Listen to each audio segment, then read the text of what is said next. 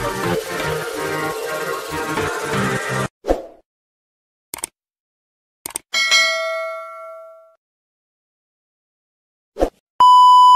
datang orang ketiga nak mengacau Fatah Amin dan Amira Osman. Sambil buat live sempat lagi Yuti dan Amira kenakan Fatah Amin. 3, 2, 1, jump! Ini tak boleh ni. Saya akan tutup Fatah. Saya tak akan biarkan awak duduk tengah-tengah. Awak duduk tepi. Duduk tepi. Dia masih nak duduk tepi Fatah. Kenapa bawa baby wipes ni? Sebab kita nak wipe tangan awak. Oh, pinjam. okey. Tak apa, saya boleh wipekan. Tak apa, saya yang wipe kan. Tak apa. Awak wipe tangan Mira Acah. mesti tak sihat kan? Wipe tangan Acah. Mira kan mesti tak sihat. Sini. Bagi tu yang buat. So Fatah pilih. Pilih. Okey. Saya Okey, pejam mata. Okey, Fatah pejam mata. Pejam mata. Okey, cepat pejam mata dulu. Pejam mata betul-betul. Alik dalam hati tengok berdosa.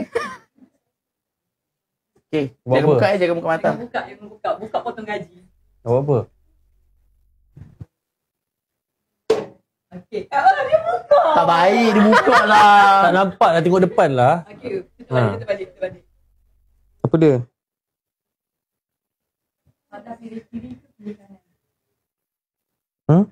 Cepatlah apa dia? Kiri ke kanan? Pilih kiri ke kanan? Maksudnya? Nak suruh untuk lap tangan ke?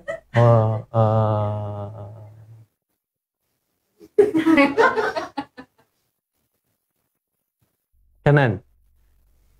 Kiri. Kanan. Kiri. Tak payahlah tukar boleh dengar bunyi nafas Yuti tu.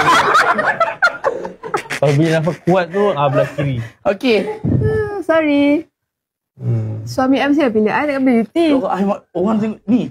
Yuti macam naik gunung. I tahulah isteri I nafas dia tak Sebelum isteri you ada, I je you suruh lap tangan lah, lap kaki lah. Yelah, Yuti, waktu kenapa tu Yuti? belum halal. Kenapa nafas kuat sangat? Nak mengah. Manusianya dia. Oh, ialah mengandung. Jangan kena ban. Okey, jom cepat je tadi. Jangan buat. Okey. Ialah mengarut. Lap tangan Mira juga? Dah lap tangan dia tadi. Dah, settle dah. Oh, dah lap dah. Kita dah lap. Kita nak sunscreen untuk tangan pula. Okey, kita ada Thank you for watching.